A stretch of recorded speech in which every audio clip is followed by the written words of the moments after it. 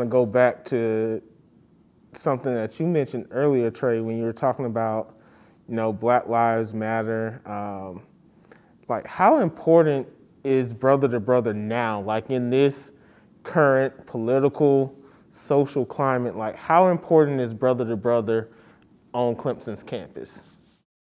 So in this political environment, it's a very important election because on the ballot we have basic human rights, and I feel like, especially in marginalized communities like African Americans and Latino, you have people who feel a sense of aloneness. They feel a sense of scaredness due to their white counterparts. How the university has a diverse problem right now.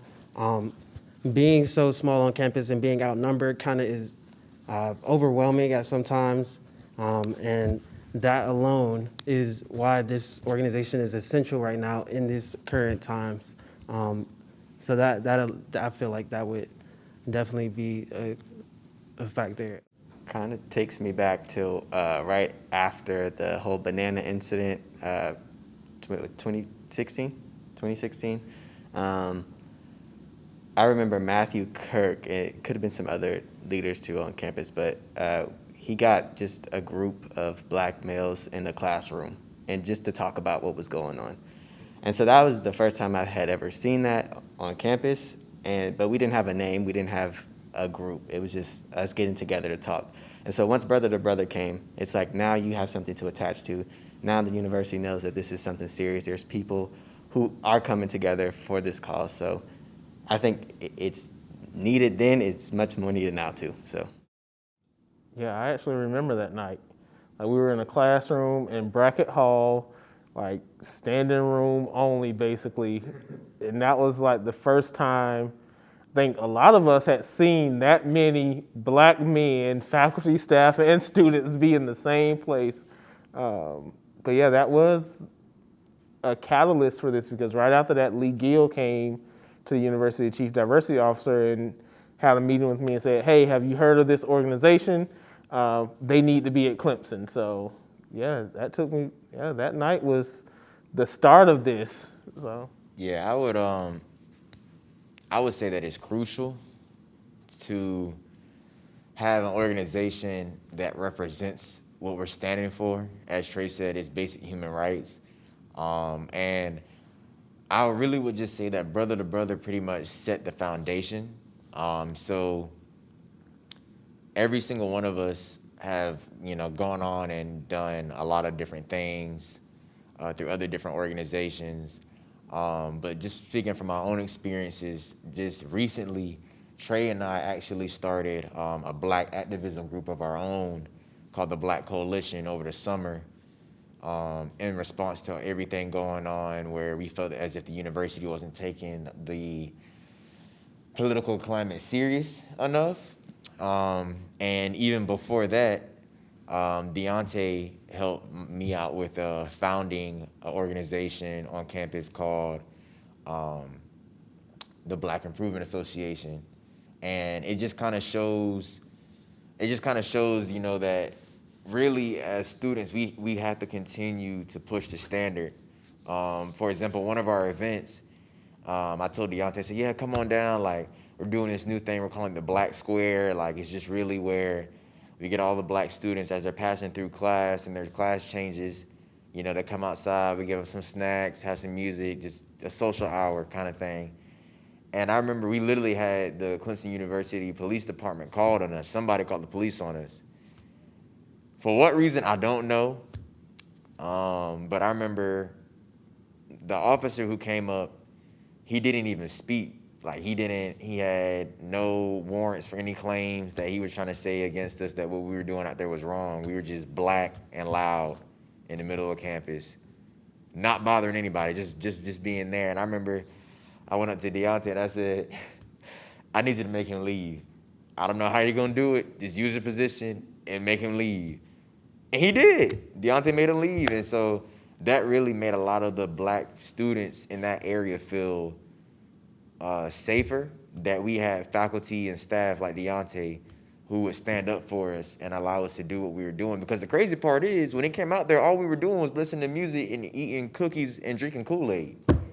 I mean, it was something real black, but we weren't bothering nobody. So it wasn't no reason for them to even try to shut it down or anything like that. So just seeing that and seeing how we can bring together organizations, how Trey and I just had a march in response to the comments made to the Clemson football team about how Black Lives Matter shouldn't be brought onto the field and this, that, and the third. And I realized, Trey, after we talked about it with our leadership team for the Black Coalition, I was like, if they're talking to the football players like this, like they own them, and not the fact that they're student athletes,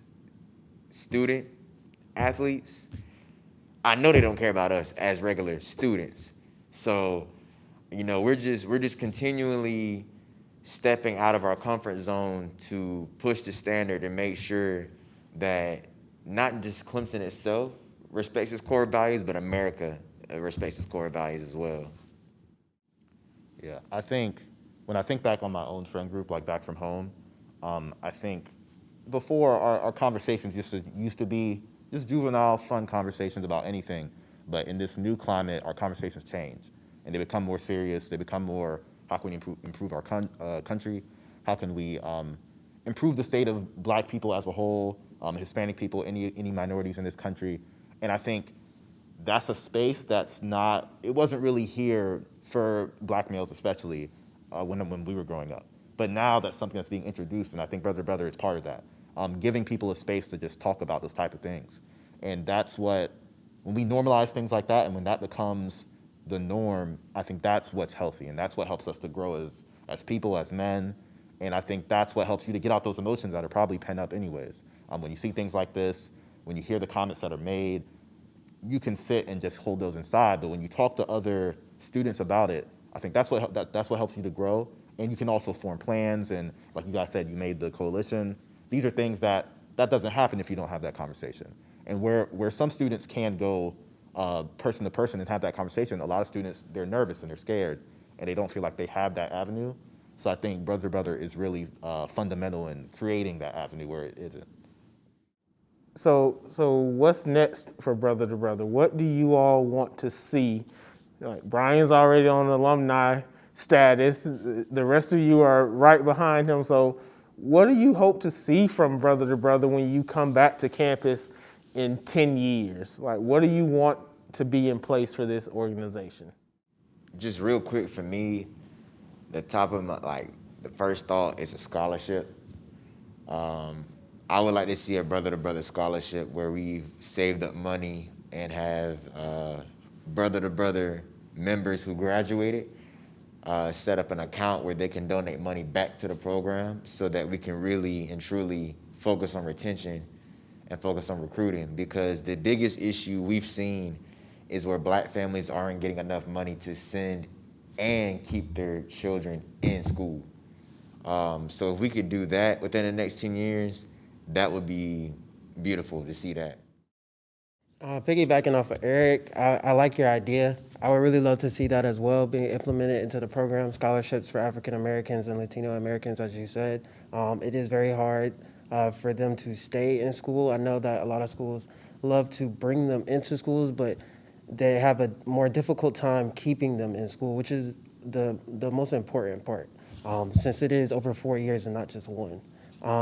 But to add on to what Erik said, I know you mentioned the national conference. I knew that Brother to Brother was a national organization, but I didn't know that the Clemson chapter went to the national conferences for the national organization. So that would be something else that would be beneficial for the organization to go to in the next years. Maybe not this year's due to the COVID-19, but if we could do another presentation or meet with the exec board as y'all had to do another time so that we could also have that opportunity for the Brother to Brother members after me.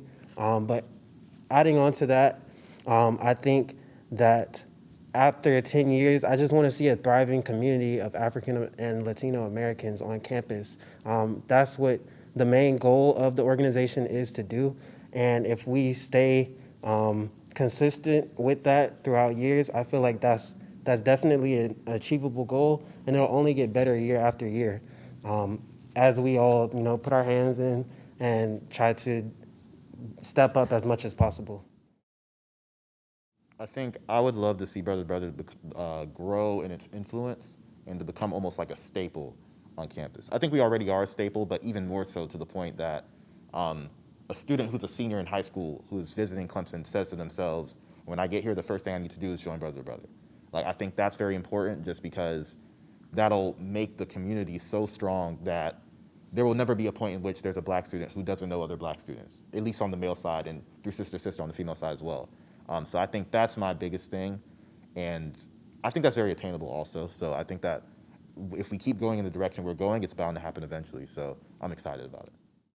That made me think of an idea that Erik had during his presidency. I don't even know if you remember this, but you wanted to have brother-to-brother members go to like the local high schools, like their track events, soccer, because he was like, everybody will show up for a football game, for a basketball game, but not everybody will show up and support track stars. And so I think about, having seniors coming into Clemson, knowing what brother-to-brother is because of that outreach that y'all have. And I think all of you at some point have done something with Tiger Alliance on campus. So that's also, getting to that idea of people know and recognize that brother-to-brother is a staple, but we need to make sure it's sustained beyond what you all have put in place these past few years.